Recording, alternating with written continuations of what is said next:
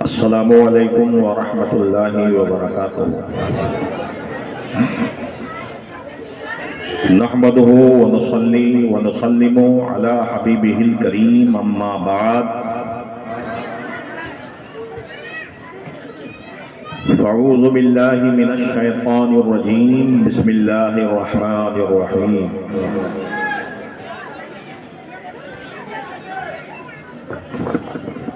نعرہ تکبیر، نعرہ رسالت۔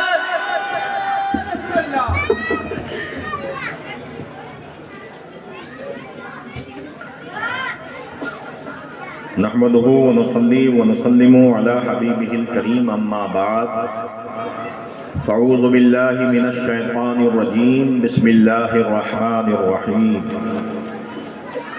الا ان اولیاء اللہ، قال النبی صلی اللہ تعالی علیہ وسلم، الشیخ کالنبی فی قومہ فی امتہ، صدق اللہ تعالی وصدق رسولہ النبی الاعلی ونحن نقول علی ما قال۔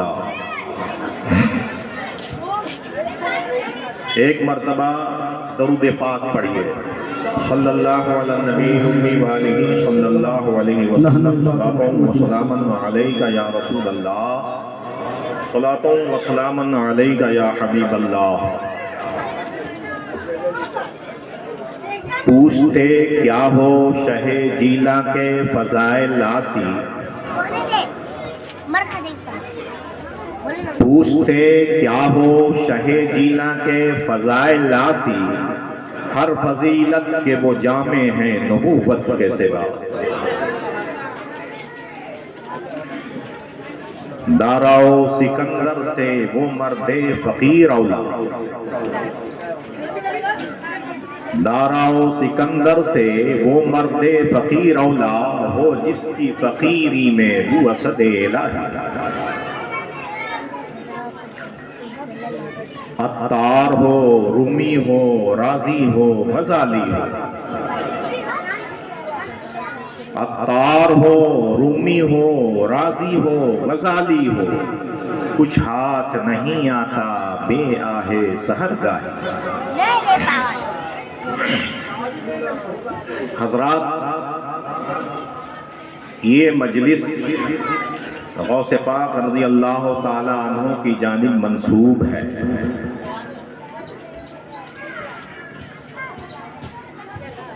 اور غالباً لگتا ہے ہر سال ہی ہوتی ہے۔ ہاں، وہ تو ہر چیز بند ہو گئی تھی تو اس کو بند نہیں کہتے، اس میں تو زندگیاں بند ہو گئی۔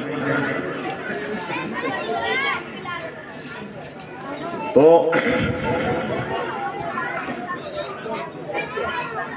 اچھا، ایک بات میں بتاؤں کہ جمعہ میں جو خطبہ دیا جاتا ہے، یا مقررین جو اپنی تقریر سے پہلے خطبہ پڑھتے ہیں، تو اس خطبے کا سننا واجب ہے، اس خطبے کا سننا واجب ہے۔ اگر آپ کو ہار وغیرہ پہنانا ہے تو خطبے سے پہلے پہنا دیجیے، ہے نا۔ بہرحال یہ ایک مسئلہ تھا جو میں نے آپ کے گوشے گزار کر دیا۔ اب آئیے ہم حضور سیدنا غوث اعظم کی ذات پاک کی طرف بڑھتے ہیں کہ غوث پاک کا مرتبہ کیا تھا اور انہوں نے اپنی قوم کو کیا دیا۔ غوث پاک فرماتے ہیں بہجت الاسرار شریف میں، فرماتے ہیں کہ میں انسان کا بھی پیر ہوں، جنات کا بھی پیر ہوں، اور فرشتوں کا بھی پیر ہوں، ہے نا۔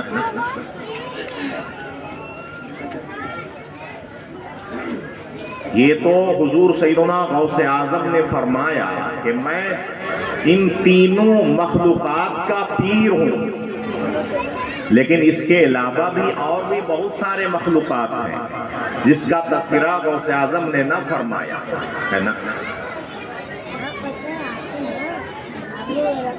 ایک سمندر سے ایک شخص گزر رہا تھا تو سمندر میں بہت سارے مخلوقات ایسے ہیں جو آدمی کے علم میں نہیں ہے نا۔ تو سمندر کی سطح پر ایک مچھلی انسان نما آئی تو جہاز پہ بیٹھا ہوا ایک شخص پوچھا، اس سے سوال کیا کہ اے مچھلی تمہارا پیر کون ہے؟ تو انہوں نے کہا کہ میرا پیر پھلاں ہے۔ پھر سائل پوچھتا ہے کہ یہ بتا کہ ان کا پیر کون ہے؟ تو وہ مچھلی کہتی ہے ان کا پیر مخدوم اشرم جہانگیر سمنانی کچھوچھوی۔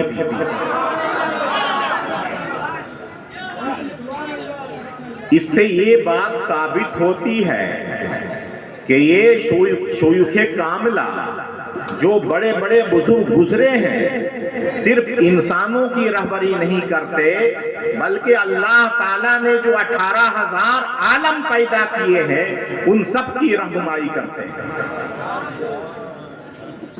ہے نا۔ اچھا، یہ جو ہم لوگ حضور سیدنا غوث اعظم کی جشن مناتے ہیں، ان سے عقیدت رکھتے ہیں، تو اس کا فائدہ کیا ہوگا؟ آج ہی مکتوبات 2 صدی میں مطالعہ کر رہا تھا، یہ حضور مخدوم جہانیہ کی تصنیف ہے۔ مخدوم جہانیہ سلسلے سہروردیہ کے ان بزرگوں سے ہیں جن کا نام عرش اعظم پہ لکھا ہوا ہے نا۔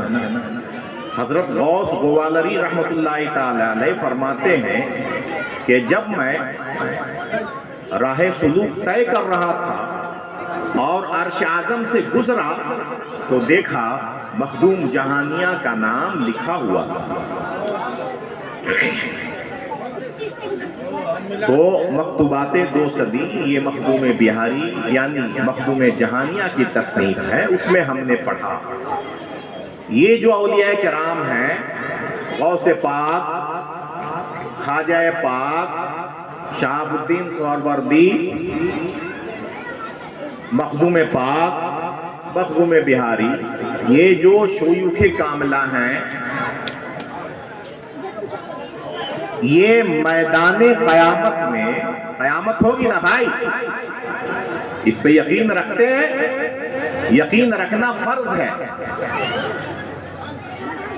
جو قیامت پہ یقین نہ رکھے وہ مسلمان نہیں ہو سکتا، لاکھ وہ نماز پڑھتا رہے، روزے رکھتے رہے۔ اسلامی عقیدے سے ایک بات یہ بھی ہے کہ مرد مومن قیامت پر یقین رکھتا ہو تو میدان قیامت میں یہ شیوخ کاملہ آفتاب کی طرح جگمگائیں گے۔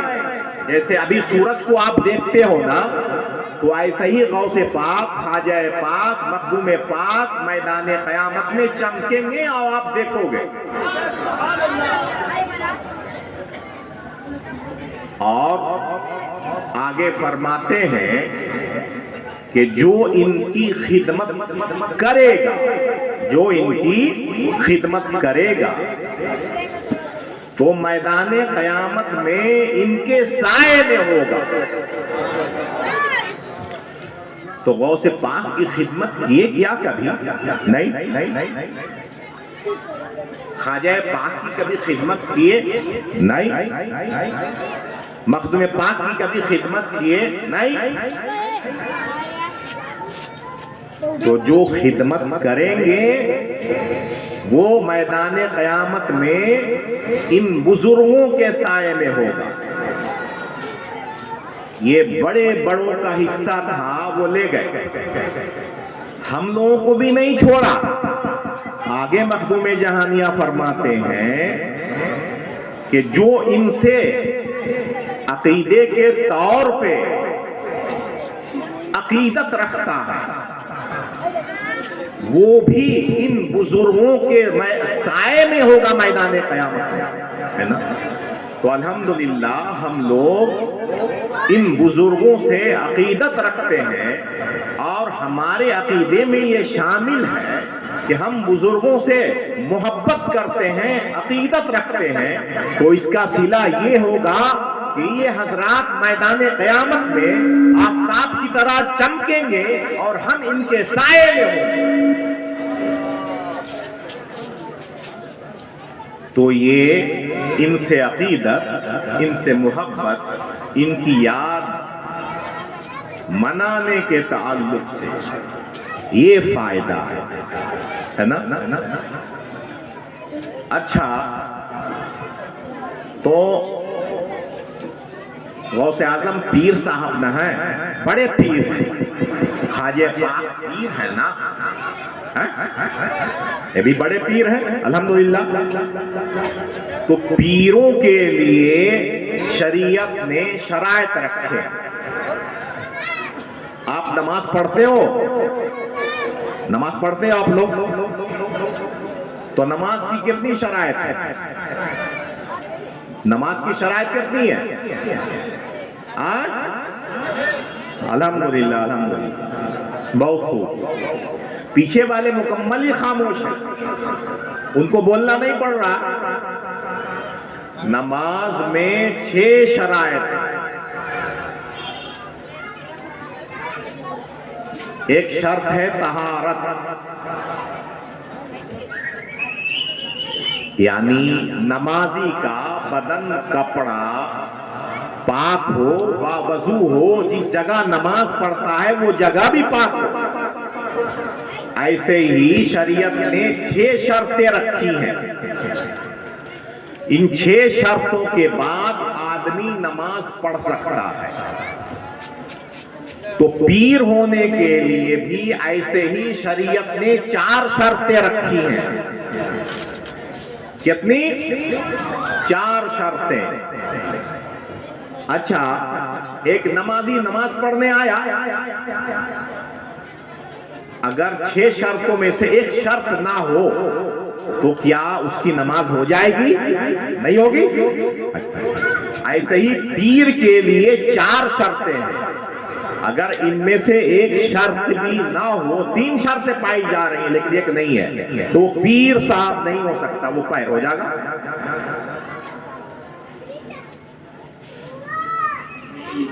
ہم پہ یہ لازم ہے کہ ہم جس سے مرید ہوں ان میں یہ 4 شرطیں دیکھ لیں. ایسا نہیں ہو سکتا کہ کوئی بڑی خانقاہ کے پیر صاحب ہیں تو ان میں شرط نہیں ہے تو چل جائے گا. نہیں، جتنی بڑی خانقاہیں ہوں، جتنی بڑی سجادگی ہو، لیکن اس بندے میں بھی یہ 4 شرطیں ہونی چاہیے، تب وہ پیر کہلائے گا. اگر ایک شرط بھی مفقود ہے تو وہ پیر نہیں ہو سکتا، اس سے لوگ مرید نہیں ہو سکتے. پہلی شرط ہے کہ وہ بندہ سنی صحیح العقیدہ ہو، ہے نا. سنی صحیح العقیدہ ہو. اس کا صحیح ترجمہ وہ یہ ہے کہ وہ مسلک اعلی حضرت کا پابند ہو. بعض لوگ کہتے ہیں مسلک اعلی حضرت، یہ 5واں مسلک کہاں سے آ گیا؟ یہ کوئی 5واں مسلک نہیں ہے بھائی. اللہ کے نبی صلی اللہ علیہ وسلم نے ایک موقع سے ارشاد فرمایا کہ میری امت 72 فرقے میں بٹ جائے. اور ایک روایت میں ہے میری امت 73 فرقے میں بٹ جائے گی.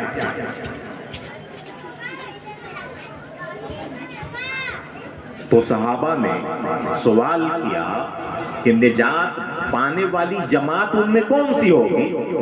کون سی جماعت بلا جھجک جنت میں چلی جائے گی؟ تو میرے نبی نے ارشاد فرمایا ما انا علیہ و اصحابی، جس پر میں ہوں اور میرے صحابہ ہے یہی جماعت جنت میں جانے والی ہے.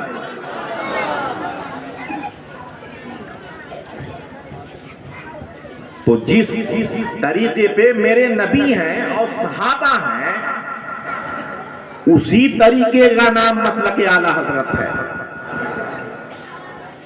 کسی دوسرے طریقے کا نام نہیں ہے نا. تو پیر میں پہلی شرط یہ ہے کہ وہ سنی صحیح العقیدہ ہو، مسلک اعلی حضرت کا پابند ہو. بات سمجھ میں آ گئی؟ جو مصطفیٰ کا طریقہ ہے اسی طریقے پر ہو، اور مصطفیٰ کے طریقے ہی کا نہ دوسرا نام مسلک اعلی حضرت ہے. اچھا، دوسری شرط اس میں یہ ہے کہ اتنا اس کے اندر علم ہو کہ کتابوں سے مسئلہ نکال سکے اپنی ضرورت کے لیے، ہے نا.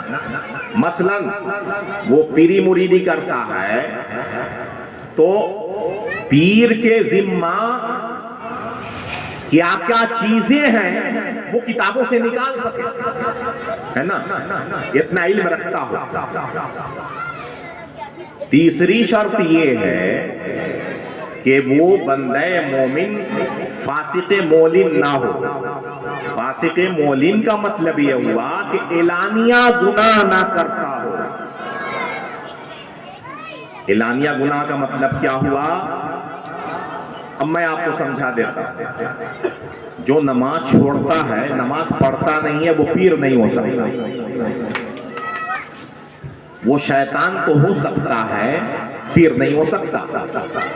میرے نبی صلی اللہ علیہ وسلم نے نماز کہاں پڑھی ہے؟ مسجد نبوی میں پڑھی ہے، مسجد میں آ کر نماز پڑھی ہے نا.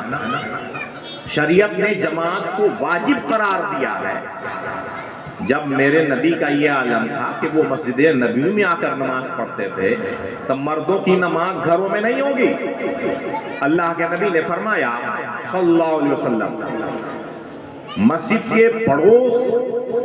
کے پڑوسی کی نماز گھر میں نہیں ہوتی، اس کو مسجد میں آنا ہے نا. جماعت واجب ہے، اس کا خیال رکھنا ہوگا. ہاں کسی عذر کی وجہ سے گھر میں پڑھ لے وہ بات الگ ہے، لیکن بلا عذر فرض نماز گھر میں نہیں پڑھ سکتا.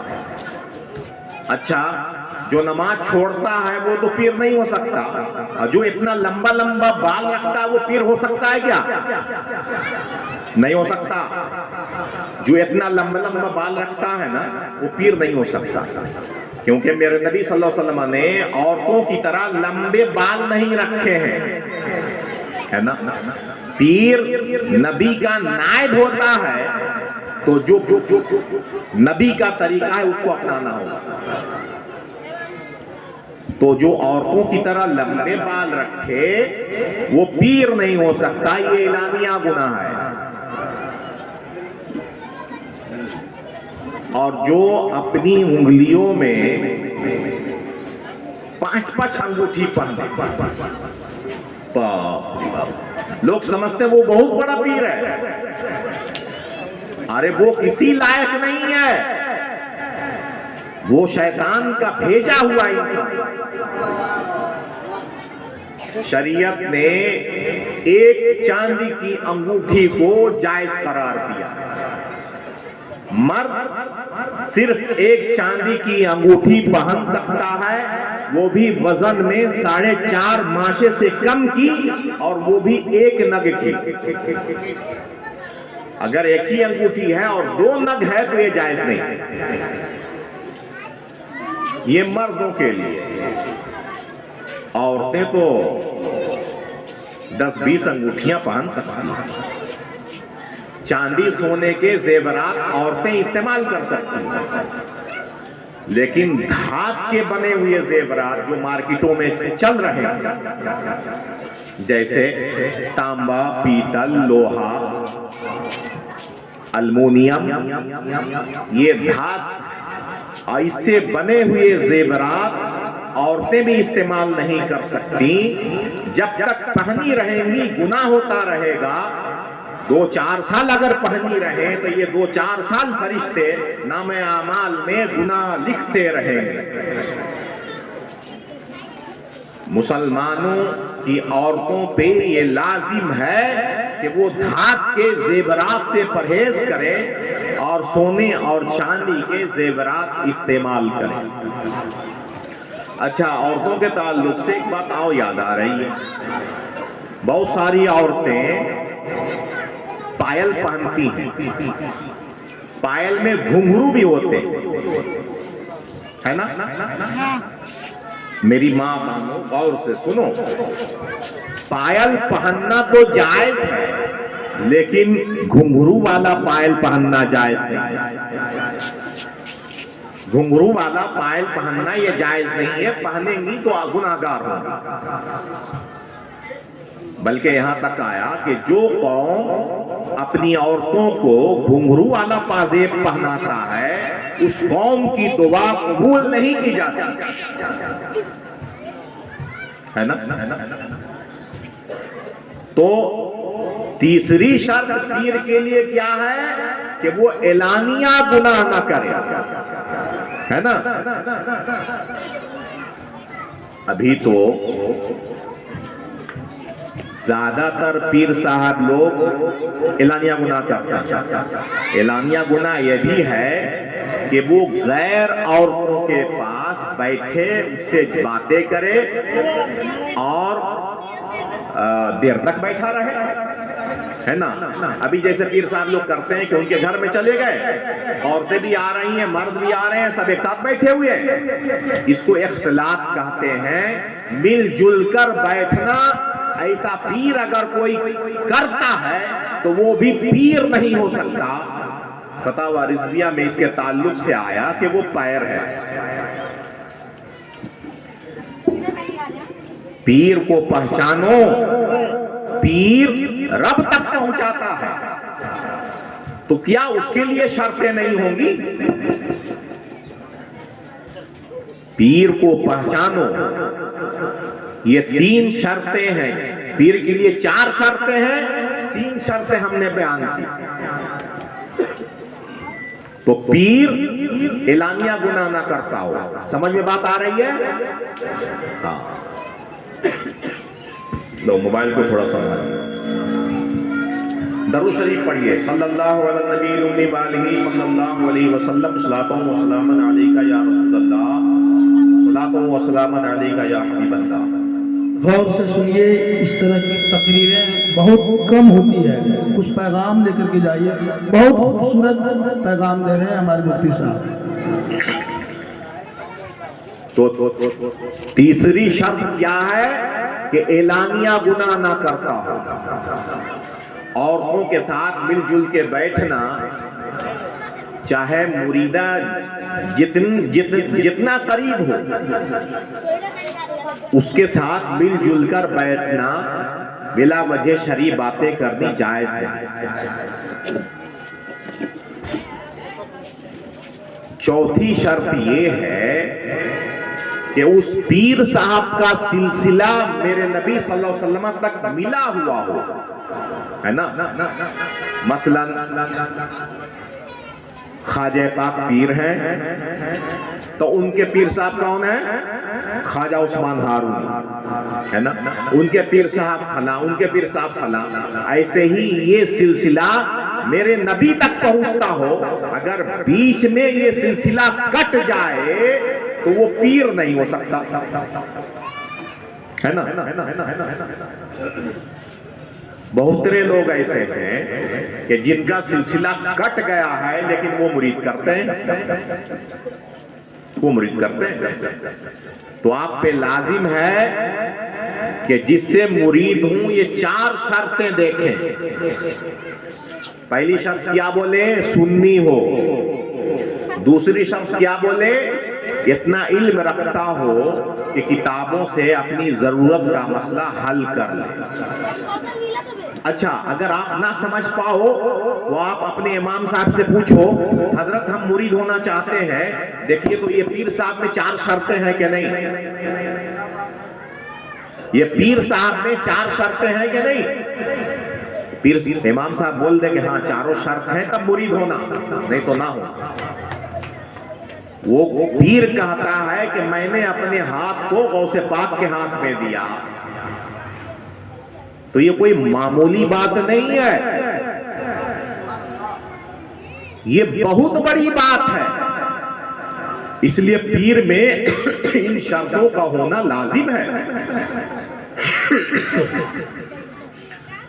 2 शर्त हो गई। तीसरी शर्त यह है कि वो एलानिया गुनाह ना करता हो। एलानिया गुनाह सिर्फ एक नहीं है, बल्कि जो भी गुनाह है और एलानिया है और फासिक मौलिद है, तो वो पीर नहीं हो सकता और उसका सिलसिला मेरे नबी सल्लल्लाहु अलैहि वसल्लम से मिलता हो। ये 4 शर्तें हैं, खूब अच्छे से याद करें।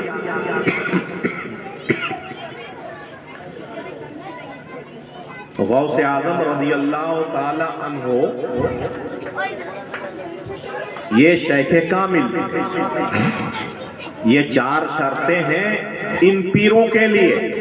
नहीं तो वो पीर जो गुजरे जिनकी हम मजलिस कर रहे हैं, वहां बहुत सारे शराइत हैं।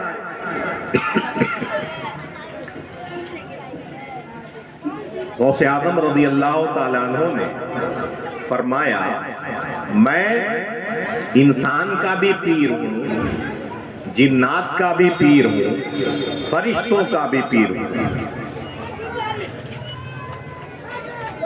हुजूर सैयदना गौसे आजम रज़ी अल्लाह ताला अन्हु ने एक मौके से और इरशाद फरमाया,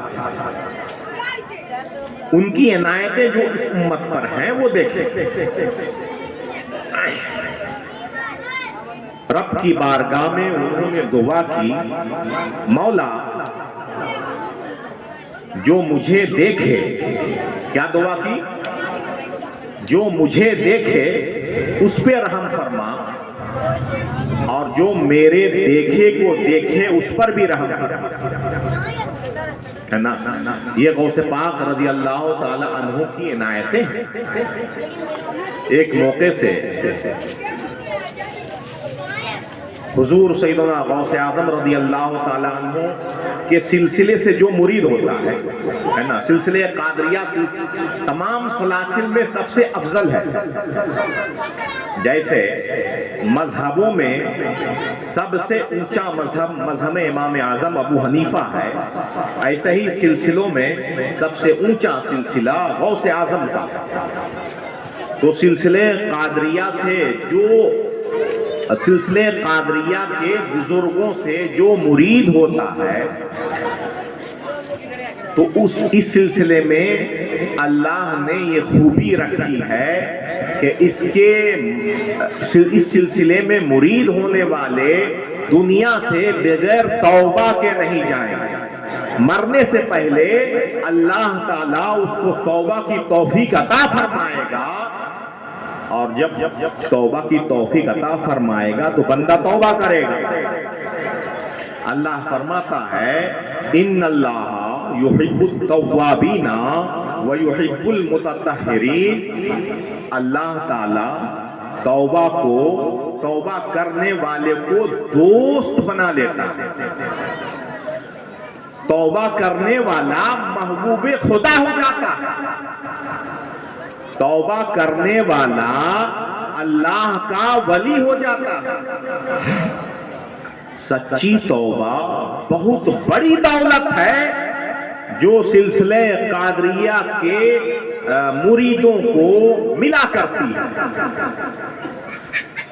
एक इमाम गुजरे हैं, हजरत इमाम अबू इसहाक इसफराइनी। उन्होंने एक मर्तबा रब की बारगाह में दुआ की, अर्ज किया, मौला मैं 28 साल से सच्ची तौबा की तौफीक मांग रहा हूं, लेकिन सच्ची तौबा की तौफीक मिलती नहीं।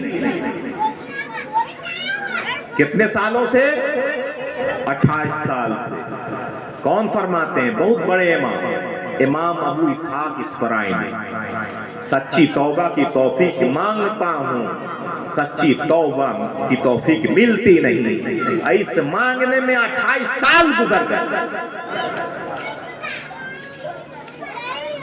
اور آپ کو ایک پل میں توبے کی توفیق ملتی ہے جب آپ غوث اعظم کے سلسلے سے مرید ہو جاتے ہیں، ہے نا؟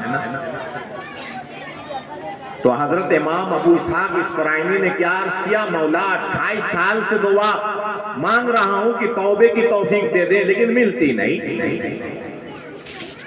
تو انہوں نے خواب میں ایک شخص کو دیکھا کہ وہ کہہ رہے ہیں سچی توبہ کو تم کم سمجھتے ہو، سچی توبہ مانگنے کا مطلب یہ ہے کہ تم محبوب خدا ہونا چاہتے ہو، تم محبوب خدا ہونے کے لیے 28 سال کچھ ہے؟ آپ بتاؤ، غوث اعظم محبوب خدا ہوئے؟ ارے بھائی محبوب خدا ہوئے نا، ایسا ہی ہوگا۔ 40 سال عشاء کے وضو سے فجر کی نماز پڑھی ہے، امام اعظم محبوب خدا ہوئے، 45 سال تک عشاء کے وضو سے فجر کی نماز پڑھی ہے۔ تم محبوب خدا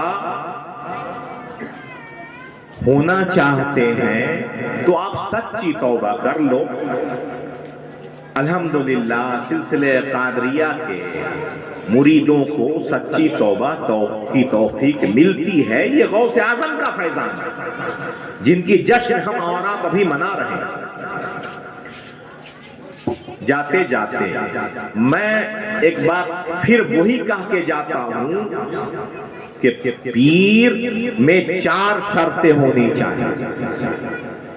بڑے بڑے جٹ جو رکھے ہوئے اتنے لمبے لمبے بال اور 10 ٹھو 20 ٹھو انگوٹھی، وہ پیر صاحب نہیں ہو سکتے۔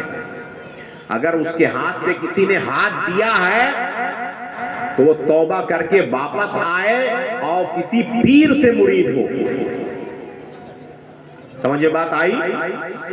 ہم نے یہ شرطیں بیان کر دی ہیں، آپ لوگ یاد رکھو اور اس پہ عمل کرو، اچھے پیر کی تلاش کرو اور ان کے ہاتھ میں ہاتھ دو تاکہ تمہارا ہاتھ غوث اعظم تک پہنچ جائے۔ وآخر دعوانا الحمدللہ رب العالمین۔